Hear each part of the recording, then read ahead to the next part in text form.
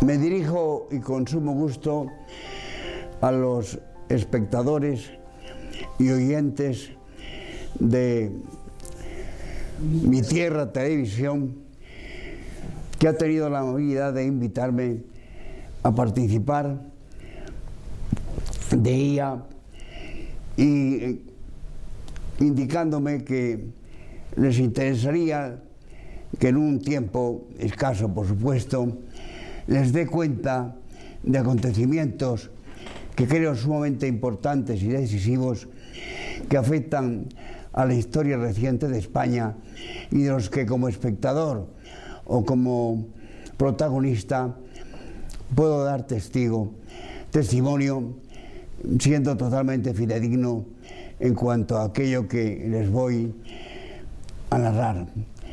Esta narración naturalmente se encaja en este fenómeno que hemos dado en llamar la transformación política, que tuvo otras vertientes de las cuales luego voy a ocuparme. Esta transición, mucha gente cree que comenzó a producirse a raíz de la muerte de Francisco Franco el 20 de noviembre de 1975.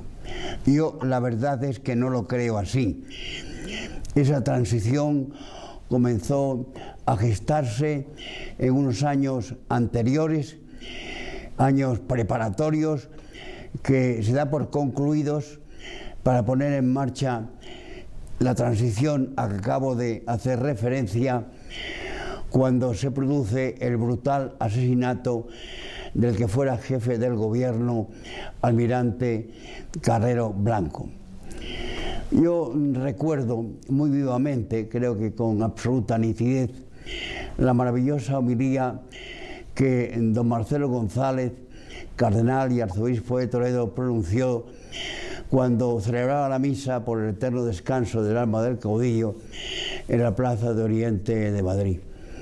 Al concluir aquella maravillosa homilía, me acerqué a don Marcelo, al que me unió una entrañable amistad, y le dije exactamente esto: don Marcelo, hoy, cuando el furgón desfilaba en dirección a Valle de los Caídos, hoy, don Marcelo, van a enterrar a Franco, pero mañana comenzarán a enterrar su obra. Creo que esto es muy importante, porque de este enterramiento de la obra de Franco y no de la muerte del caudillo es de lo que voy a hablar a quienes tengan la amabilidad de seguir escuchándome. Porque el pueblo español tiene derecho a saber que esta transición, con sus resultados nefastos que todos vivimos y conocemos y sufrimos, no fue fruto del azar, sino fue la consecuencia prácticamente lógica e inevitable de todo un proceso desintegrador que tuvo sus coautores, sus gestores y sus ejecutores, que son los que tienen la culpabilidad, los que son responsables de esta situación realmente dramática. Para que esta transición tuviera éxito, los coautores de la misma, primero, conocían perfectamente la psicología del pueblo español. En segundo lugar, tenían la experiencia que aprovecharon de la última contienda, de la Guerra de Liberación de 1936 a 1939, y conocían y aprovecharon perfectamente la profunda crisis de la Iglesia Católica a partir del Concilio Vaticano II. Entre la España que resurgió de la Cruzada y que recobró su identidad histórica y la España actual hay diferencias abismales.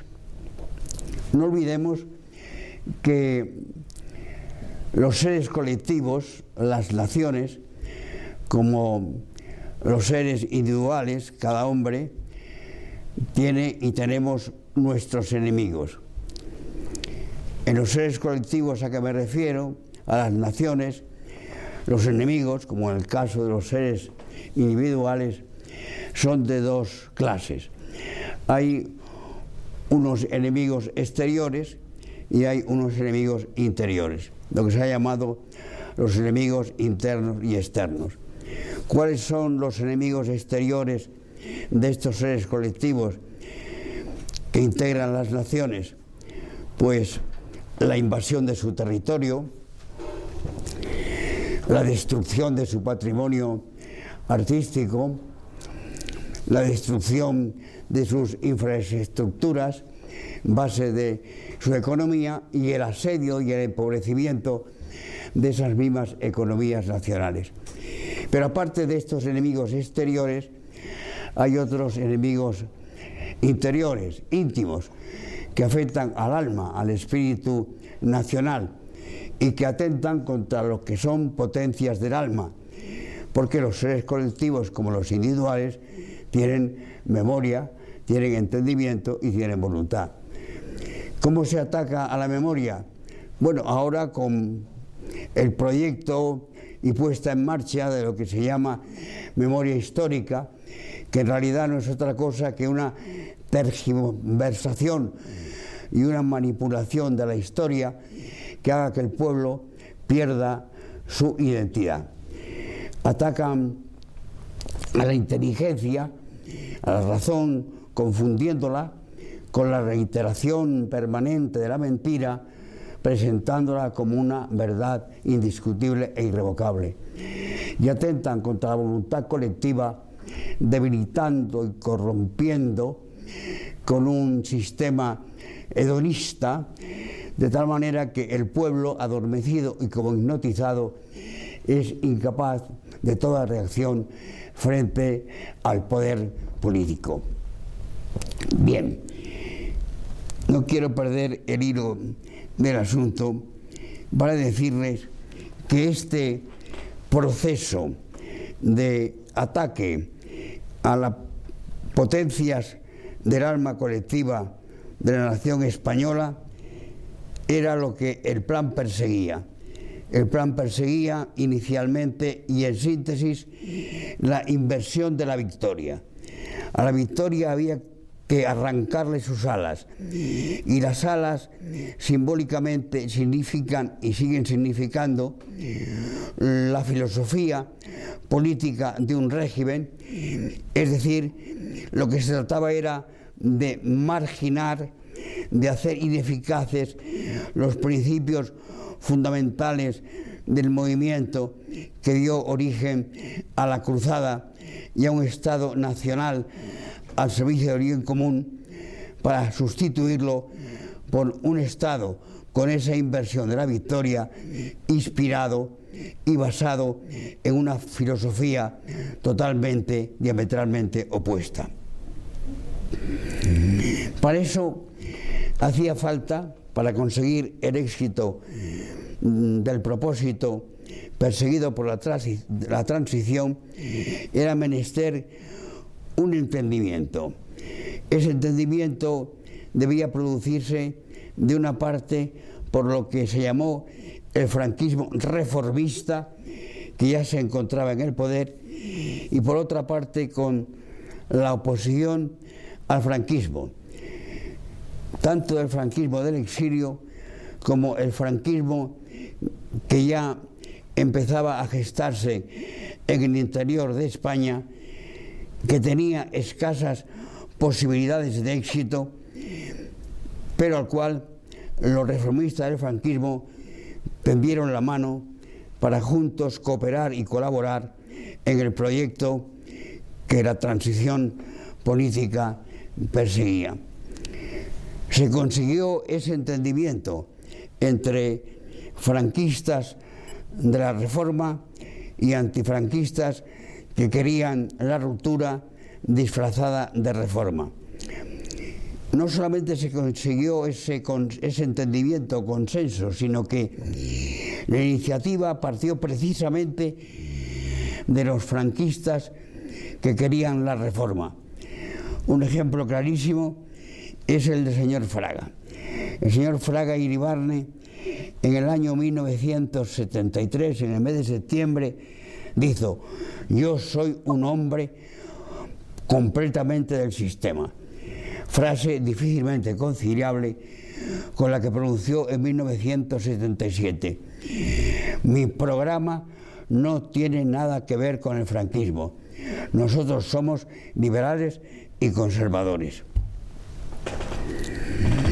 Naturalmente que esta iniciativa por parte de los franquistas partidarios de la Reforma no fue exclusivamente del señor Fraga Iribarne.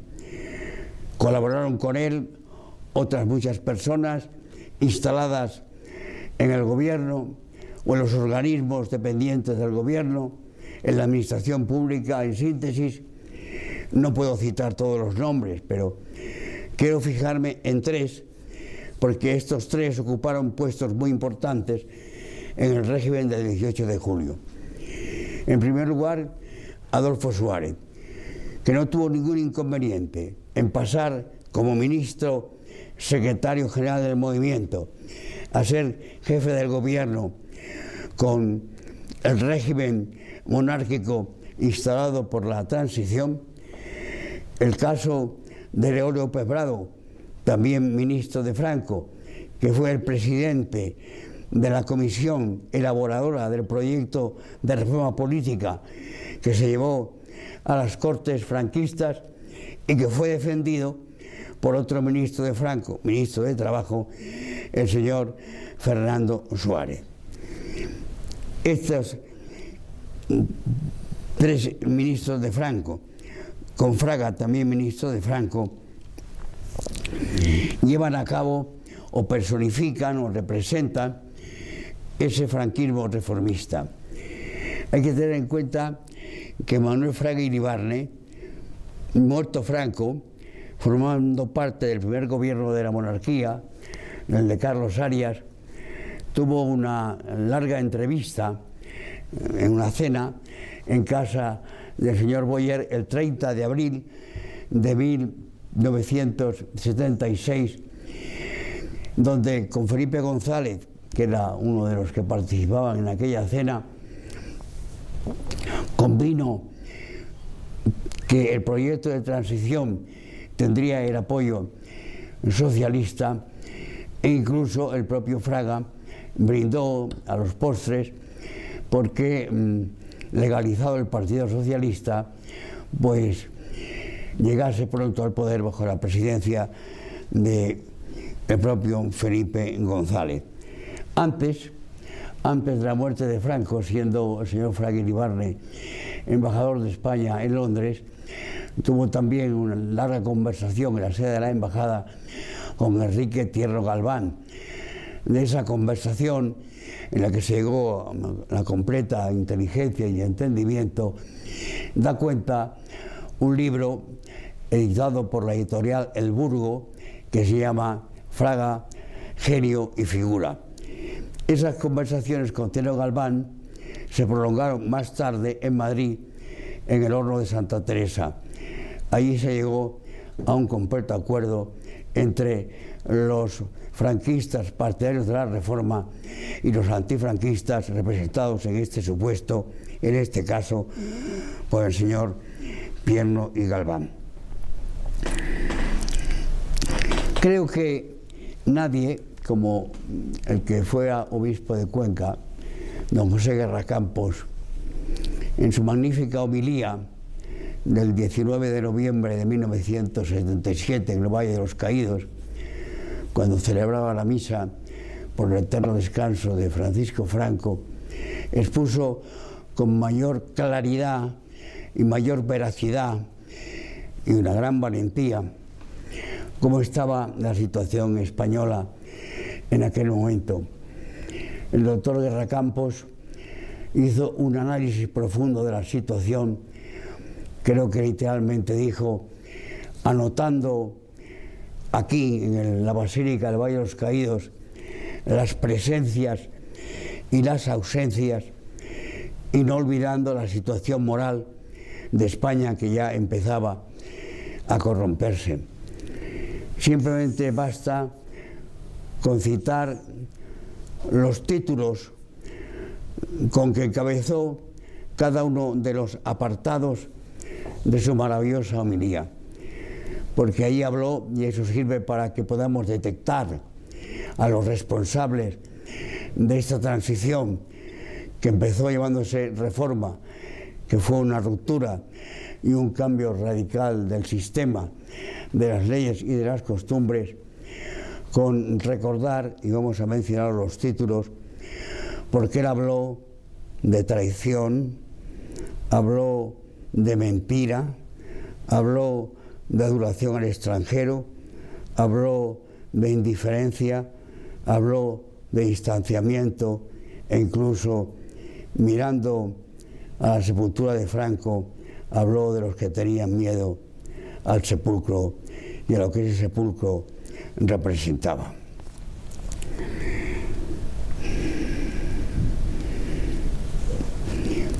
Este talante de los franquistas de la Reforma, que fueron coautores con los antifranquistas del proyecto de reforma política y del proyecto de constitución, estaban traspasados de un talante que perjudicó de forma gravísima a España y puso en peligro, como lo está ahora, su futuro.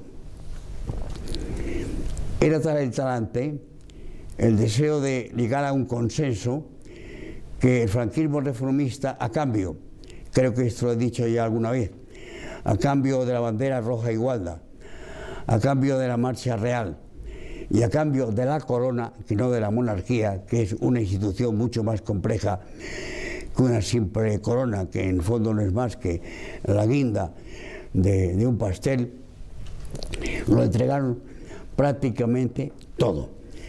De tal manera que cuando se consigue el sí al referéndum, en el referéndum al proyecto de constitución, y la constitución se promulga en la constitución del 6 de diciembre de 1978, ese consenso entre partidos da origen a una serie de ambigüedades, de imprecisiones y de contradicciones que han hecho posible lo que se llamó nuevas lecturas del texto constitucional, a cuyo amparo se dicta una legislación complementaria, una legislación ordinaria, que va en contra incluso de los propios valores y principios que la Constitución proclama.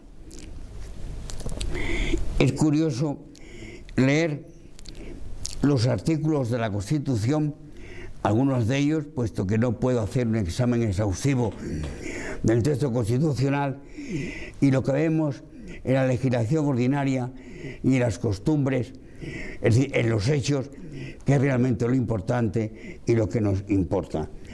He traído el texto de la Constitución, y creo que tengo por aquí, pero creo que de memoria puedo también citarlos. Hay un artículo primero que está en notable contradicción con el artículo segundo. Esto no es más que empezar. En ese artículo primero se dice que España se constituye en un Estado social y democrático, de derecho, que propugna como valores superiores en el ordenamiento jurídico, entre otros, la igualdad. La igualdad. Bien. El artículo segundo dice que la Constitución se fundamenta en la indisoluble unidad de la nación española, pero reconoce que existen regiones y nacionalidades. Quiere decirse que la igualdad desaparece desde el punto de vista de la territorialidad, porque cuando yo uso dos palabras distintas, regiones y nacionalidades, será porque no son iguales naciones y nacionalidades. Unas tienen un rango superior y otra inferior. Luego ya, de comienzo, esa unidad indivisible de España y esa igualdad desaparece con esa distinción hasta ahora puramente semántica en el texto de regiones y nacionalidades. Pero es que resulta que además la palabra nacionalidades, fruto del consenso, se desvirtúa, porque nacionalidad no es algo objetivo y territorial. Nacionalidad es una vinculación subjetiva del hombre con su nación. Yo tengo nacionalidad española, pero yo no soy una nacionalidad. Lo que pasa es que la palabra nacionalidad, en este caso, es una palabra torticera que encubre la palabra nación.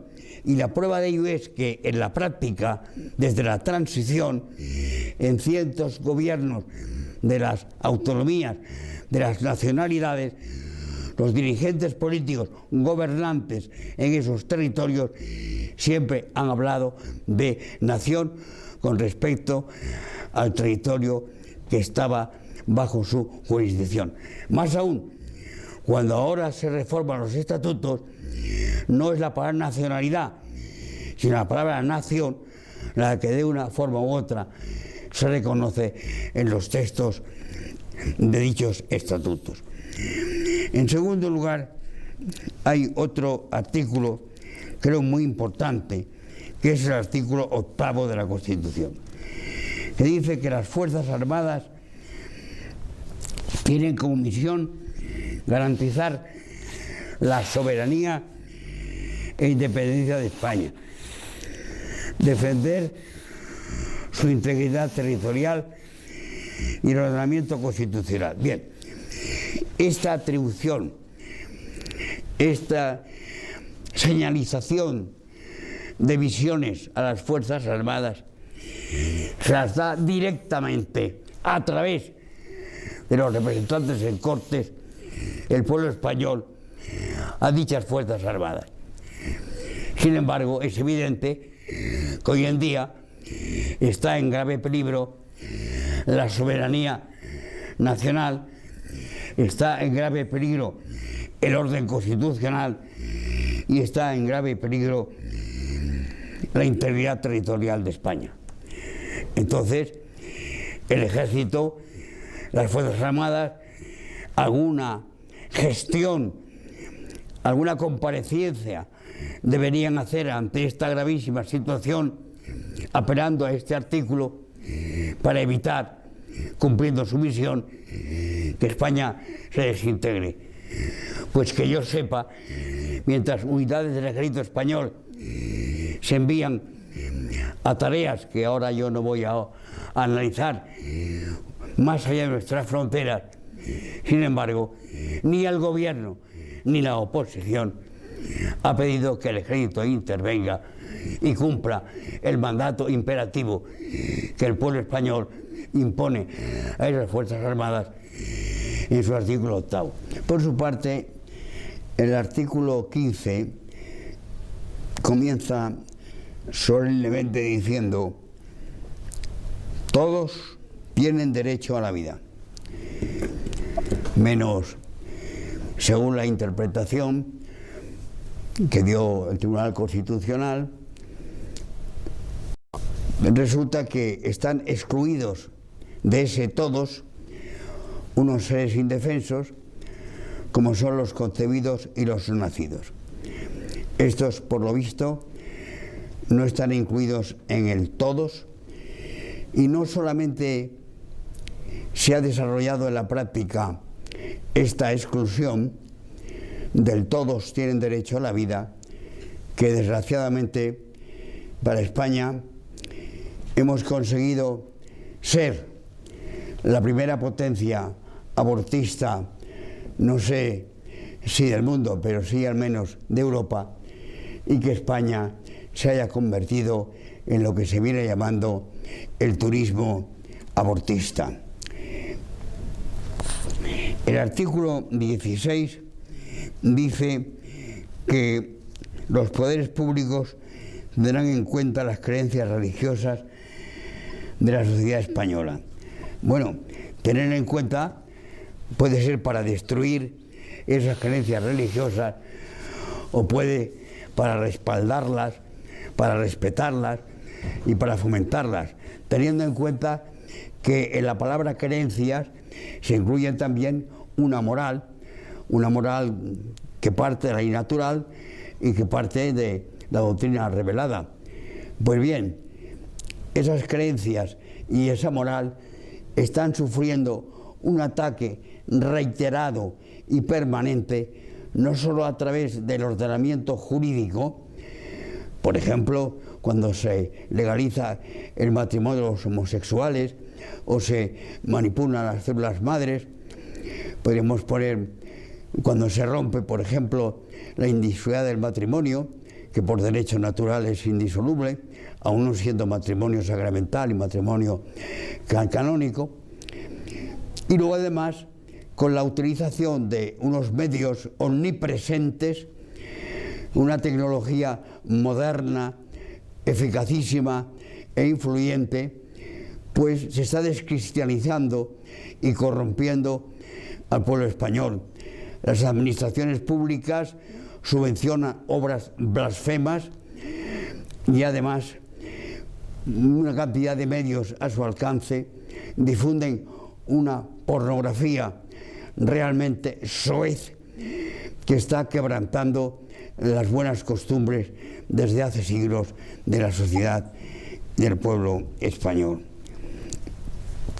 Creo que con este vistazo a estos 4 artículos o 5 artículos de la Constitución basta para darnos una idea de cómo ha funcionado en la práctica este proceso desintegrante desde el punto de vista nacional y degradante desde el punto de vista religioso. Bien, pero para conseguirlo hacía falta algo muy importante. Es decir, en España, y esto está reconocido por el propio franquismo reformista, había lo que se llamaba una mayoría natural que se podía conocer con el nombre de franquismo sociológico.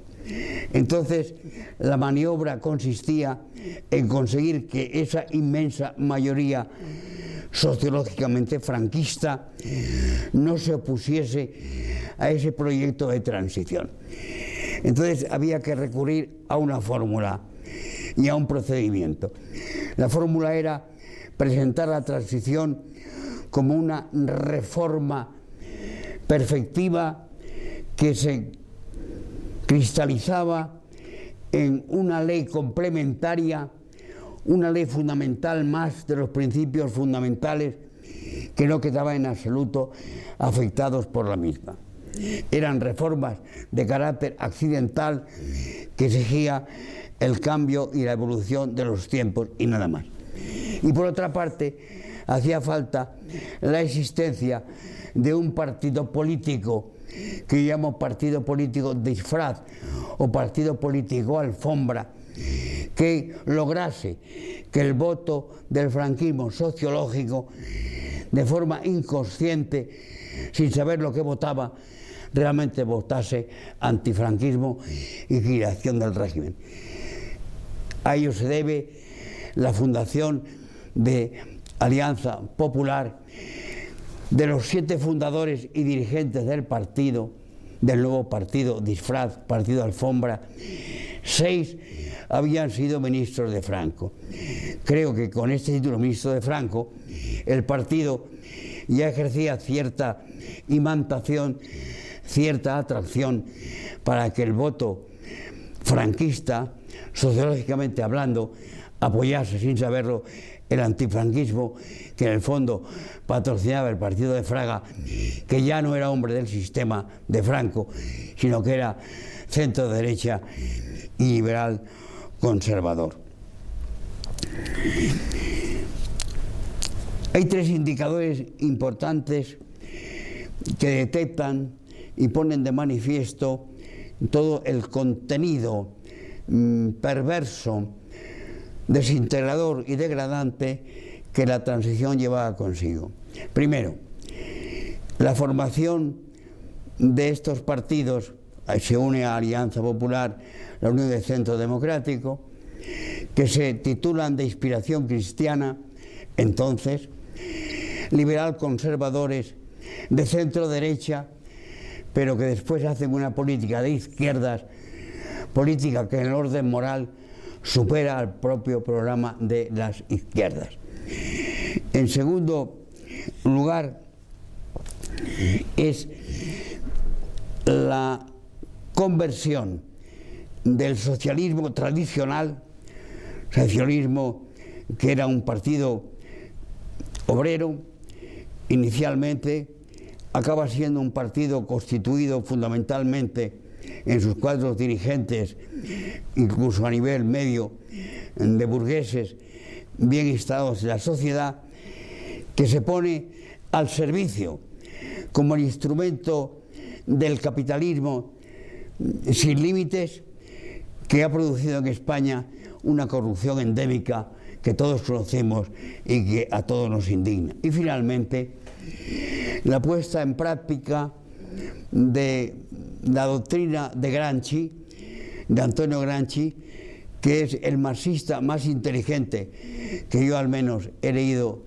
y he conocido, para el cual la meta es la misma, es la dictadura del proletariado, pero el método no es el que preconizaba Marx. No se consigue nada, dice Gramsci, con asaltar el Palacio de los Zares, el Palacio de Invierno, y con asesinar a los zares. No.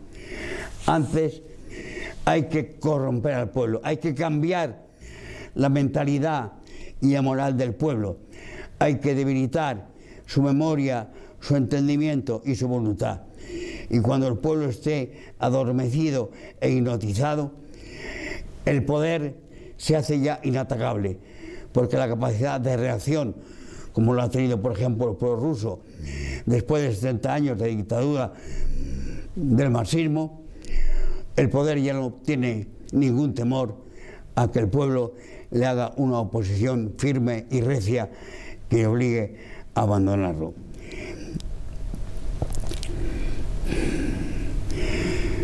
Las encuestas que conocemos, más o menos fidedignas y exactas, ponen de relieve y manifiestan cuáles son los problemas que más preocupan a los españoles, y yo no puedo naturalmente ahora preocuparme y analizarlos todos, pero voy a fijar mi atención de una manera breve en los que considero fundamentales.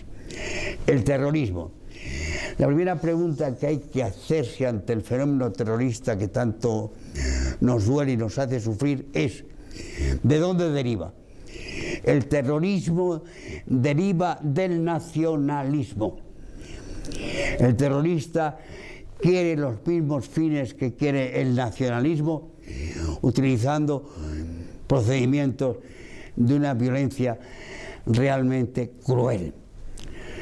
La pregunta que tenemos que hacernos es una pregunta de índole moral, que dice lo siguiente: ¿es lícito el nacionalismo y es lícito para conseguir la independencia acudir a métodos terroristas?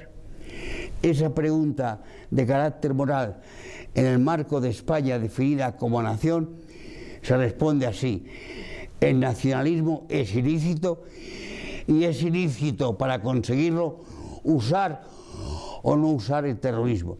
Por eso es una enorme aberración constitucional de la transición y del régimen legalizar partidos nacionalistas de los que deriva el terrorismo, y no solamente legalizarlos, sino incluso entregarles el poder y el gobierno en monopolio o en parte en aquellos territorios en los cuales ese poder se ejerce. Mientras no se tenga una idea clara y se diga que la independencia puede defenderse en el marco de la Constitución, cuando la Constitución habla de que la unidad de España es indivisible, es una contradicción inmensa que no hay posibilidad de entenderla por una persona medianamente razonable. Otro problema que nos aterra es el problema de la delincuencia, creciente por días. Las noticias que recibimos en el 90% son de actos delictivos de toda clase. Antes, en el régimen anterior, las cárceles estaban vacías, hoy están repletas y son insuficientes. ¿Y cómo quiere remediarse el problema de esta delincuencia creciente? Aumentando la policía. Pero qué tremendo error. Mire, cuando un edificio está a punto de desplomarse, se le apuntala, pero el edificio apuntalado sigue siendo inhabitable. Cuando lo que hay que hacer en una política urbanística seria es conseguir que los cimientos no se quebranten, y si se quebrantan por casualidad, inyectarles nuevo cemento, hacer que se refuerce la estructura. Es decir, hablando ya de una sociedad, no consiste en aumentar la policía para que haya menos delincuencia, sino en fomentar la policía moral, individual, personal, la que cada individuo ejerce sobre sí mismo, al amparo e iluminada por una conciencia bien formada. Así se evita la delincuencia, pero no aumentando la policía, porque eso no sirve absolutamente para nada o para muy poco. El problema de la educación, pero si estamos alcanzando los niveles más bajos de Europa en la educación, es el absentismo escolar, es el acoso a los escolares, es el ínfimo grado de instrucción y de formación, es el ataque y las lesiones y los insultos al profesorado. Y todo esto quiere remediarse con una asignatura que se denomina Educación para la Ciudadanía. Basta leer su contenido para ver que esta asignatura irá haciendo que el bajo nivel cultural de nuestra juventud y nuestra niñez, juventud del futuro, alcance los escalones más bajos de Europa. Problema de la emigración. Pero una cosa que no se dice y hay que decirla es que hay que distinguir entre emigración e invasión. La emigración de estos dos últimos siglos ha sido francamente buena para el país de origen y para el país de recibo o de acogida. Pero la invasión que actualmente sufrimos no tiene nada que ver con la inmigración tradicional y por consiguiente su tratamiento político y legislativo y penal debe ser completamente distinto. Lo que la gente o los cuadros dirigentes del país no se preguntan es por qué se ha producido este fenómeno. Yo, como causas de este fenómeno, apunto los siguientes. Primero, la descolonización apresurada. Segundo, la guerra fría entre la URSS y los Estados Unidos. Fría, pero muy caliente en África. Tercero, la imposición obligada de fronteras artificiales en países a los que también se ha impuesto regímenes democráticos para los cuales no estaban en absoluto preparados, que ha dado origen a luchas tribales francamente crueles, a desplazamientos masivos de poblaciones indígenas, a la desertificación de tierras de cultivo y, en definitiva, a las grandes hambrunas que son las que provocan esta invasión de gente que busca mejorar su nivel de vida y huir definitivamente de la enfermedad, de la miseria y del hambre. Para ello hay remedios, naturalmente. Todo el dinero que se está invirtiendo en acoger y en atender y en educar y en dar asistencia sanitaria a estos inmigrantes invasores se podría emplear con eficacia y vigilancia en crear riqueza en los países de origen, evitando así el creciente desempleo.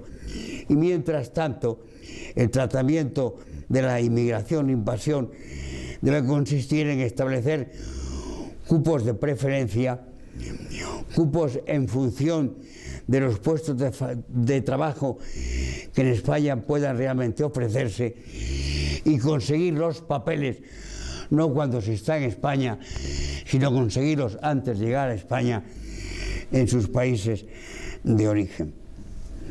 El problema de la vivienda. Hombre, dice el artículo 47 de la Constitución que los españoles tienen derecho a una vivienda digna y adecuada. Bien, pero como el precio es imposible de pagarlo, ese derecho está en la Constitución, pero no está en la realidad. Y yo me pregunto, ¿es que no tiene solución el problema de la vivienda? ¿Es que no ha habido políticas de la vivienda que han resuelto este difícil y angustioso problema que padece la juventud de España? Durante la Segunda República apenas se construyeron viviendas. Nuestra guerra de liberación llevó consigo la destrucción de muchísimos edificios, de muchísimas viviendas en España. Cuando terminó la guerra, yo aún recuerdo los infinitos anuncios por palabras que decían: se alquila habitación con derecho a cocina. Pues bien, en pocos años el régimen anterior resolvió el problema de la vivienda, se ofrecieron y aparecían en el mercado miles y miles de viviendas de 80 y 100 metros a precios muy económicos que se pagaban por mensualidades cuyo importe no menoscababa seriamente los ingresos del comprador.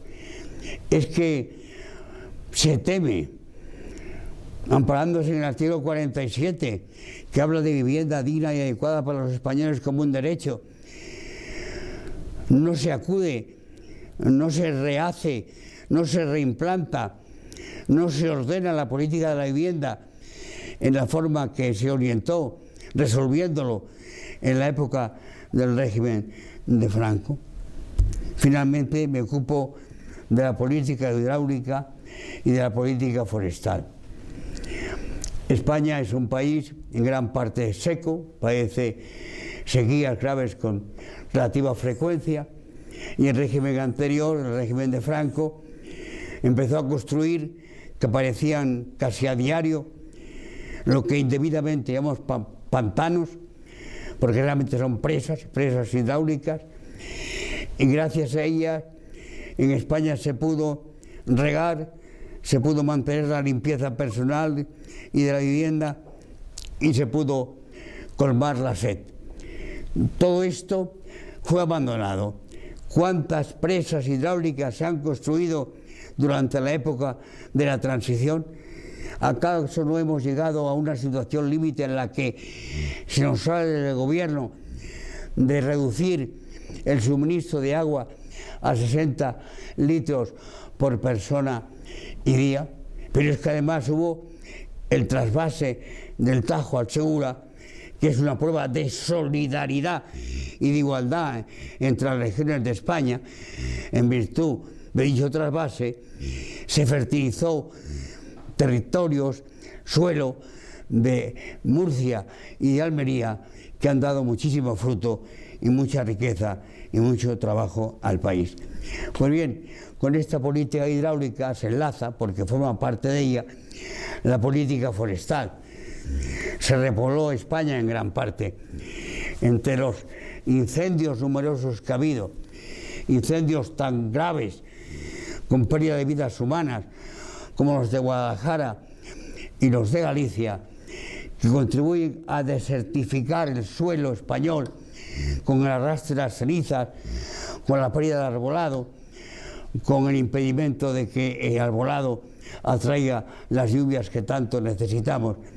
Necesita, francamente, una corrección inmediata. Se trata de la limpieza del bosque, porque si el bosque no está limpio, el fuego se propaga. Se trata de aumentar los cortafuegos. Se trata de la profesionalidad de las brigadas de extinción de incendios. Y se trata, sobre todo, como medida ya no preventiva, sino represiva, que los pirómanos no sean detenidos, se les absuelva y se les ponga en libertad. La piromanía debe ser un delito, y un delito grave, y deben aumentarse las penas a los pirómanos cuando haya una reforma del Código Penal. Creo que esto ha sido una síntesis que hubiera querido que fuese más extensa y más clara, pero pone de relieve que la situación política, castrense y religiosa grave en que nos encontramos es fruto de una transición que fue querida, fortalecida y respaldada por el franquismo reformista, hoy no solamente reformista, sino además conservador y liberal, que ha hecho una política que contribuye, tanto como la política socialista, a descristianizar al pueblo español y a desintegrar la inviolable unidad de España. Nada más, queridos amigos.